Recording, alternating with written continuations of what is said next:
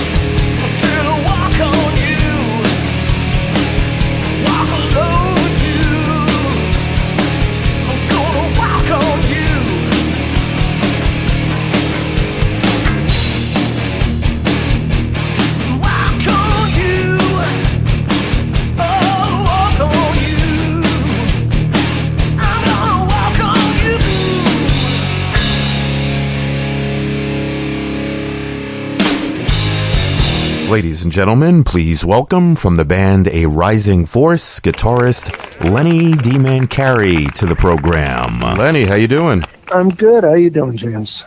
Pretty good, man. And the last time we spoke on the air, I believe it was the end of March of this year. Yeah, and we were just about to release our new album, which came out, and then we rode that all summer, and then the unfortunate loss of our record company president and vice president to COVID at the end of August. That was pretty detrimental, but we've kind of picked up the pieces now, and we've moved to a new record label as of today, actually. So, congratulations. Thank you. So who you guys with? We are now with Dark Star Sony Universal. So we kind of moved there. It was a nice deal. They're tied in with a lot of the movie industry out on the West Coast. They've got a lot of great artists on their roster. And we already had a working relationship prior to them offering the deal. So it was a nice fit for us. That's pretty cool. Now you guys got a lot of shows lined up? For next year, the next show that comes up for us is us and Fuzzard together. We've been tour mates this year a little bit. and that's at the St. Croix Casino coming up this weekend in Wisconsin, in Turtle Lake. Mm-hmm. But next year, we've got a lot of stuff coming in for next year already. It's kind of nice to see that calendar filling up. Now, the shows that you're working on now, those are all pretty much close by to you, local? No. I mean, we've got Wisconsin, North Dakota. There's an Iowa play that we're working on. Mm-hmm. There's a couple of festivals in Minnesota that we just got named to. The one we can talk about, Lakes Jam, we'll be playing with Tesla and Warrant and Kicks and Fuzzard again. And then there's one in western Wisconsin, in Barnes, Wisconsin, that they're going to announce in the next couple of weeks that we're playing at that festival as well, called Ruckus in the Woods. So that's going to be kind of neat. That's awesome. And the album is doing really well still, right? Yeah, it's amazing. I mean, it's got this nice little following for a band. Social media grows every week. Mm-hmm. We're getting still a lot of positive response on the video. A lot of positive response as far as the charts. It was kind of neat. We had 2 songs in the top 5 on 97 Underground for a while. I think for the whole month of August. That's cool. With one was Yesterday's Hell, the other one was Crushed. Mm-hmm. Of course, there are 2 songs that we didn't really pick as singles. We picked Love and War as the first single. Mm-hmm. And then the next single was supposed to be Undertow, title track. And we shot the video for it, and then Bill got sick, and we were supposed to release it in August. But while we were supposed to release that in August, we had the 2 songs on the radio out east that were doing really well. I mean, to be in the top 5, we were all really happy about that.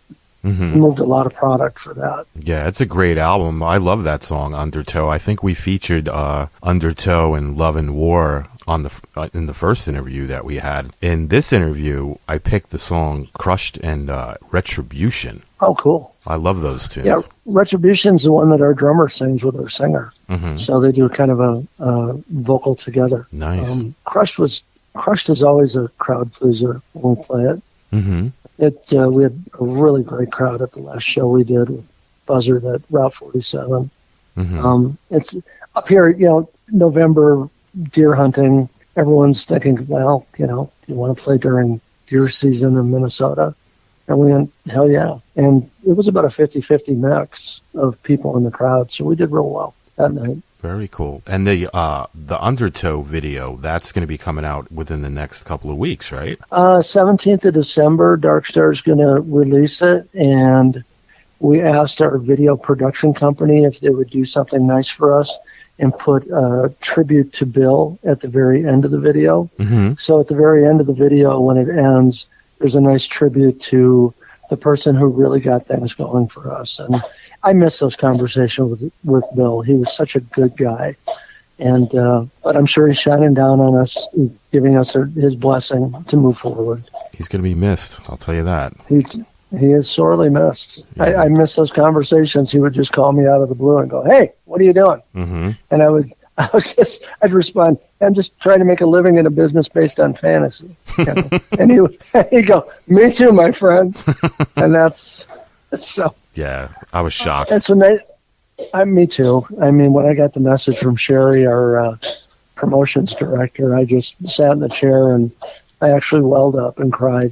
Very shocking. I don't think I deleted his last text message that I got from him. Yeah, I mean, we were that tight. He used to text me all the time. Hey, can you do this? What do you guys think about doing this? And we were all for it. We've got a nice team with the band, so we're very receptive to doing things. And his last text message that I received was painful because he basically said he didn't think he was going to make it out of there alive. Wow. And I just thought, wow, I mean, it's a weird thing, Yeah. Yeah. Can you talk about the deal a little bit? Like, how did it come about? And what are your plans for the next couple of years? Well, it was a 2-album deal that we got offered. Mm-hmm. They had approached us about, maybe a little less than a month after Bill's passing, and they knew Bill, and Bill knew them, and they were they were friends. We had actually 3 labels actually approach. It was kind of interesting to try to, because we were still under contract with Highball, but there was no Highball all of a sudden because they lost the 2 main people. So we actually drafted a letter of release with our lawyer to get out of the contract and have them sign off on it. And once we had that, we knew we could option out and take a look at these other labels that were interested. And the one that looked the best was the Darkstar Sony Universal one. The other 2 were great too. I mean, everybody had a nice thing, but I really liked the idea that they were tied into the movie industry. They were tied into Universal worldwide distribution. They had a big company behind them. They had a lot of great artists on their roster. So, I mean, it was a nice fit. Plus, I'd already been working with 2 of their artists already, and taking on the Tony Martin tour for 2022. Wow. Is going to be part of our company from Black Sabbath. Very cool. So, yeah, that was offered to me, and I just said, let me think about it, okay. I mean, it took that long to make that decision. Tony is an amazing singer, and his new record is pretty amazing, too. So, I mean, in the midst of, all of us trying to play rock star, all of us still work for a living. So right. I've still got to go out and build calendars for people. And that's how it kind of came about.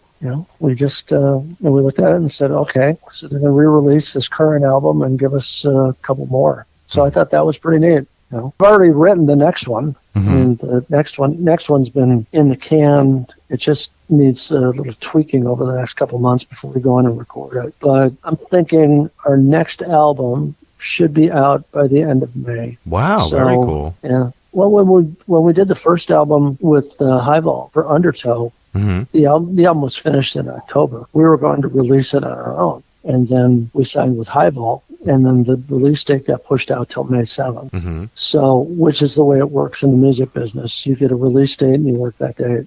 That's so it doesn't interfere. You have plenty of time to promote it. So with this one, the single comes out, the video comes out in December. The album comes out just after the first year. And then the new record, when we finish it, should be out by the end of May, I think. That would be just cool. in time for the festival plays. When you're a band and you're searching for a label, what are some of the key things you're looking for? Is it financial backing, tour support? Is it both? A lot of the deals that are going these days are way different than the ones that we all had a hand in the 80s and in the 90s. The big advance, those days are gone, where you get the huge record company advance. Unless you're a proven artist that's already sold 500,000, 1 million records, it's pretty hard to sell records these days. You've really got to get out in front of it. Because, for me, it's or just in my opinion, I think the MP3 and free downloads in the 90s really took a bite out of the music industry, and it changed the whole schematic of it. One of the benefits of being an artist these days is, you have so many different platforms you can put your music on. Multiple platforms, multiple sales tools. If we had Facebook in the 80s, wow, that would have been fantastic. It's still, I'm not a big fan of social media, but I'm a real big fan of advertising on social media and building your peer engagement. For me, it's not about the likes, and it's about how many people, get a call to action to go buy your product or go see your show. I think it's a great platform for that. Everything else, I take a break from it. I don't want to read about your politics. I don't care. No, hey, cool. That's a cool recipe. I think I'll download that. Do you think there's more advantages of signing with a record label as opposed to doing it on your own? I think you can do it on your own if you have the right marketing people behind you and you're willing to invest in yourself, like they're willing to invest in you. That's how I look at it, and that's how we looked at it. For us, we didn't think we were going to sign a record deal last year. Not at all. We just wanted to it was just four friends getting together and writing a record together and putting it out. And then suddenly we've got songs on the radio and we've got videos out and people are coming to see us live and buying T-shirts, and it's cool. And here we are now. We're getting excited about going back out again with the next record, getting that finished. We get a merch store through the record label, so we're going to have about 4 different T-shirt designs now. Very cool. All kinds of swag that we get from them. Any vinyl? I asked about that. Vinyl is expensive to produce. We'll see. I mean, there's still that crowd that loves the vinyl, but I don't know if we're going to produce it or not. We'll have to see. We'll see how the record does. That's cool. Maybe a limited edition run. Maybe do a couple thousand vinyl, put it up for sale, limited edition run. That would be neat. And make it special, though, But I'm old school. I loved going to the record store, opening up a record and reading the liner notes, going through it, and listening to it. These days, you just turn on your phone and listen to music. It's crazy. You look at a record company or you look at a record cover, and that's it. So. Yeah, I was talking to David Reese a few weeks back, and he was kind of saying the same thing. Like, he's like, I like my CDs. He's like, you can't even buy a car anymore because they don't have a CD player in the cars anymore. And I said to him, well, mine still does, because I bought a used car. Mine's about 5 years old, so I'm still able to play CDs in there. But what he said is true. I mean, a lot of these new cars now, they don't have that. They have like the touch screen where, you can sync your Bluetooth, your phone, and, listen to satellite radio and stuff like that, but you can't play a CD in the car anymore. I had that in my old Jeep that I traded in for my new truck. And I was so excited to see that it had a CD player in it. Because I'm a used guy. I can't afford a new vehicle. Right. Me too. Yeah. I mean, it's I've had nothing but used vehicles for the last 25 years. And I think I bought one new one in the last 25 years, and that was it. But it wasn't that expensive. But I always look for a good used vehicle with low miles. And I prefer trucks because we get a lot of snow up here. Of course. And, you want to get, if you go in the ditch, you want to be able to get out. Plus, it's nice to haul gear in a truck. So when I traded my truck last month, I traded my truck against the new truck. And they gave me an astronomical amount of money for my Jeep that I absolutely beat the hell out of. Right? It had hail damage on it. And they said, well, how about this? And I kind of went, okay, I'll go down the financial road.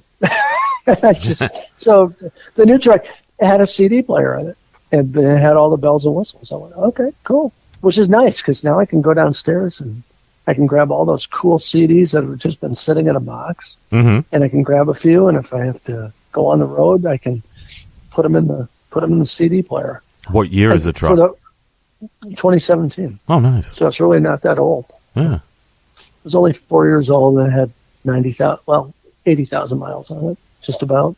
I think it just turned 80,000 miles today, actually. I had 79,000. Every week I switch out the CDs in my car. I grab a handful and I put, 8 or 10 in the glove box. And then the next week I'll switch them out with different ones. And that's what I do. I don't listen to the radio. I just listen to all the music that I have. My wife has that 6 CD changer. Oh, so nice. So she'll just stick all her CDs in there. And one of them was our record. So, as we're going through it, she goes, no, let's listen to this. And I said, no, let's listen to Nightwish. Nice. So, I don't want to listen. I don't want to listen to our own music. I play it. It sounds weird, but when you're playing your own songs, you feel your songs. When you're listening to your songs, you're feeling it, but you're not feeling it the same way as when you're behind, or you're up there on stage with your buddies and you're putting their music out together. So, who are some of the artists that you're listening to these days? Yeah. I love Shinedown. I really do. Good band. I still love Shinedown. I really dig Eclipse. David's new record is really good. Blacklist Utopia. Oh, I love that record. Yeah, David did a great job on that one. Yeah. Fierce Heart has been in my CD player. Just this coming off the top of my head without looking. What else have I listened to recently? I love Native's record. Native Sons, yeah, they're great. That's a great one. Probably my favorite out of all of them right now to listen to is Butterside. Yeah, those guys are cool too. I like them. Spiritual Violence, I think they're on their 5th single now. Asphalt Valentine is good. I've been listening to that one. I've been listening to yours, Native Sons. I really love Steel City. That's a great band, Mike Flores' band. The Great Affairs, Denny Smith's band. The Suicide Bombers are great. Have you checked out Red Voodoo yet? I don't think so. No, I got to check that out. Yeah, check that one out. Frank Hannon from Tesla produced that one. Nice. They're great. They just did a week in Cabo at Sammy's Club. So, and from my understanding, I think they're going to be on the Monsters of Rock cruise too. Finally got a chance to really listen to the Every Mother's Nightmare Resurrect the Faithful. Another good one. Recently. Love that one. Boy, again, without looking, just pulling them off my head. I think that's about what I've been listening to lately. That Reese one though is really it's a great one. Blacklist Utopia. You know what else is good too? I don't know. Reese's guitar player Andy Susamil. He has a great solo album he just put out too this year. It's called Alien Nation. If you haven't heard it, check it out. I will definitely check that out. I was trying to think of Dave and Brian and I and our old drummer Mark Miller were actually working on songs together about 20 years ago because Dave was looking to do new songs. So Dave and I were writing a few songs together many years ago. It didn't really pan out, and Dave wound up doing some really great stuff afterwards, like Circle of Silence, and his voice on Bangalore Choir's On Target record is still, that one is one of my favorites from the late 80s, early 90s. I think that was early 90s that came out. But yeah, David and our bass player have been the best of friends for about 30 plus years. So very cool. So how are things going with 1013? Business is good. It's we're moving stuff for 2022 now. Doing Butterside's tour. Keel's still he's not active right now. He's writing a new record. Bringing on a few new artists. Tony Martin, I mentioned earlier. Rex Carroll from White Cross has Fierce Heart. And we're going to be working with a new version of White Cross coming up in the future. Remember that band. Just took on Donnie V from Enough's Enough and his solo tour. Yeah, he's cool. There's a lot of moving parts at my company. We're fortunate because we finally hired a couple new agents. So it was hard to get people to work. I mean, everybody, there wasn't much going on, so nobody really wanted to learn how to do this business. So thanks to a couple of referrals from some other major agencies of people that got let go, I wound up picking up people that got released during the pandemic, and so far so good. So I think we'll have a good year next year. I'm very confident and positive. Yeah, I was checking out the site. It looks like you got a lot of good artists on there. We're one day at a time. We're pushing it. Yeah, and trying to be. It's hard. It's not easy being a musician and an agent at the same time and work a family. So our first record turned out to be pretty good. Our goal is to make the next record even better. So it'll be a little longer this time. I think we'll have 12 to 14 songs on this one. No covers. Yeah, the last one you had Uncle Tom's Cabin on that. That was a great version. Thank you. It was one of those last-minute decisions that we came up with about a month before. We were looking at several songs. We were looking at Jailbreak, which we play in our set anyways because we love the song. We looked at, and that one came up, and we thought, okay. And we worked it out and changed it a little bit. But yeah, I mean, that song goes over really well live. At the last show, Mark just stopped singing and everybody finished the song, and then we just ended it. So that was pretty cool. I don't think we'll be playing that when we play with Warrant in June next year. Yeah, probably not. Probably, yeah. I would think those guys would probably go, hey, excuse me, it's our song, pal. Or maybe you guys could swap songs. Maybe you could do one of theirs and they could do one of yours. That That would be cool. Well, we know their agents, so maybe we'll work that out. their agents in town here with me. So. Oh, nice. Yeah. So besides the Rising Force, are you working on any other projects? Still helping out the Heart Tribute Band in town. Mm-hmm. We're still doing shows with them. I don't know how long that's going to last because we're going to have a pretty good schedule next year. But they're good friends of mine, and I love playing with them. And the songs are really fun to play still. What's the name of their band? Heartless. Oh, nice. Very cool. It's funny because it's 3 hours of Heart, and I laughed and I said, Heart doesn't even play 3 hours of Heart. You know? So they're getting a better deal then, I guess. Well, I think so. I mean, 3 hours is pretty good. Well, yeah. I mean, you get deep tracks too, like Mr. Wind and Devil's Delight and Magazine and stuff that the diehard Heart fans are like, wow, I haven't heard this song since 1972. I go, I bet they haven't either. You know, so how many shows have you done with them? Well, I think I've been with them since August of 2019. Oh, nice. July. Very cool. Right while we were doing the other record. So, right while I was in the band with the other guys. So, yeah, they lost their guitar player and they asked if I would fill in, and I said sure. And so I've been a permanent replacement ref for the team, I guess. So, and they're just a lot of fun to play with, and they're great musicians. And it's funny because nobody in the band looks like anybody from Heart. It's the craziest thing. But Nancy is actually named Nancy, so that works out. That's pretty cool. Yeah, some probably a lot of tribute bands they try to like resemble who they're covering at least, right? Yeah, we're lucky at the company because we have a few that actually do that. They take it all the way through. The Def Leppard tribute does it. The AC/DC tribute does it. Back in Black and Def Legend. The Evanescence tribute that we have out of Dallas. They do that. Transit Authority Chicago. They've been with me for 17 years now. Wow. So they've gone through a couple of singers, but this lineup's been pretty solidified and solid for the last 8-10, I think.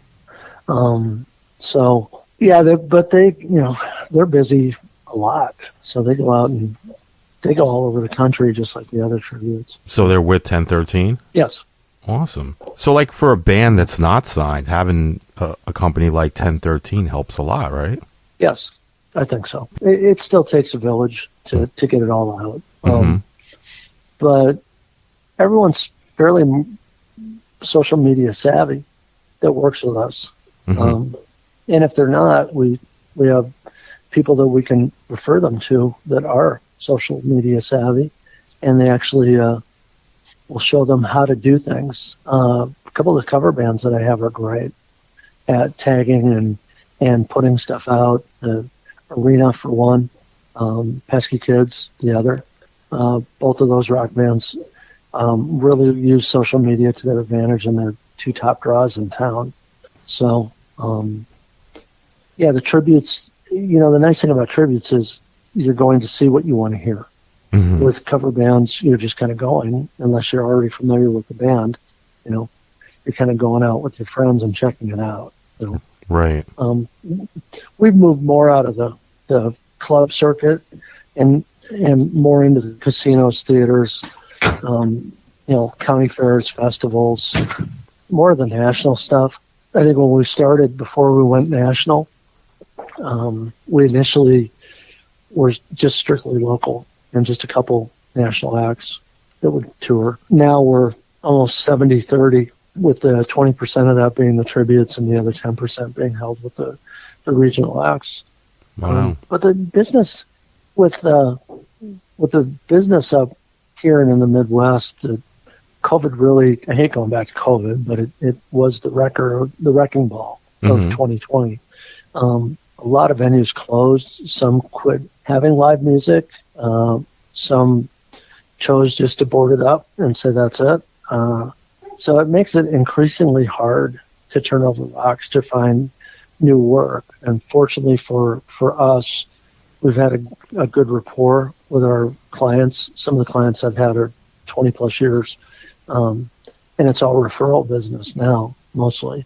So, and networking, where before it was, you'd spend, 12 hours a day on the phone trying to make $250, It's, now it's like, I've learned how to do deep work where I can get, 8 hours of work done in about 5.5 hours. If I just get into I call it chocolate focus. Like when you see that like a Boston cream pie or your French silk pie, and you just look at that and you go, God, I can't wait to get through dinner. So I have a piece of that. It's great. And it just took a lot of time to read a lot of really good books over the last couple of years. Just learning how to kind of condense it and go into a deep work, almost like a craftsman mode, where you just stay focused on everything. And shutting off social media during the day is probably one of the most important things. Right. Yeah, I hear you. Go in, treat it like a covert mission. Go in, say happy birthday to your friends, check a few things out, and get out of there before the algorithms catch you, and you're stuck for an hour and a half or 2 hours. Are you using the same website, or are you going to be just on the new record label's website? No, we have the same website. We'll still have the same website, and 1013 will still house the bands, and we'll be on their site as well. So, risingforceband.com or Rising Force Band, they both go to the same place. Okay. Is there anything you'd like to mention that we didn't talk about today? No, I think we're all very excited about the new deal. We're excited about the new music. Can't wait to get in the studio again. Mm-hmm. Looking forward to getting on stage again. And then we have that little Christmas break for a while, Thanksgiving and Christmas. If there's one thing I'm thankful for at Thanksgiving is the fact that Bill was nice enough to get the two of us together to become friends and do these interviews. Oh, I agree. They're not always about rock and roll, but they sure are fun. It's good conversation. That's the one thing I always look forward to when I talk to guys like yourself. I mean, I've developed relationships with a lot of great people, and I hope to continue doing that. You know what I mean? So it's exciting times. Lots of topics tonight, James. It sure is. I mean, the best one though was that you guys signed this deal. I'm real happy for you guys. Yeah, that was awesome. We were really excited about that. We did. We sat around the kitchen table at rehearsal and actually had a conference call live where we just put it on speakerphone and all of us asked questions and got introduced to the president and vice president and we just said sure, okay, we're good. And they sent us a contract and we signed it. So it was a nice. That's the thing about now. I mean, you get your record company contract in email. Everything's email. Mm-hmm. You don't get. The only thing you get in the mail is a summons now or a bill, right? Mm-hmm. Well, I'm looking forward to hearing the new stuff when it comes out. Yeah, new stuff is it's a little heavier. I will say that. It's going to be a heavier record than this, but still commercially accessible. Very cool. Well, Leni, I want to thank you so much for taking the time out and talking to me. I hope you have a great holiday season, and let's keep in touch, man. Let me know when this stuff's coming out. Send me a text or give me a call, something like that, and love to chat about it again. I will try to get our label to get you an advance of it prior to release so you can hear it. Mm-hmm. And then maybe we'll just double back and we'll talk about it prior to its release. How about that? That sounds awesome, my friend. Enjoy your Thanksgiving. You too, my friend. I'll talk to you soon. Have a good one. All right, bye-bye. Bye-bye.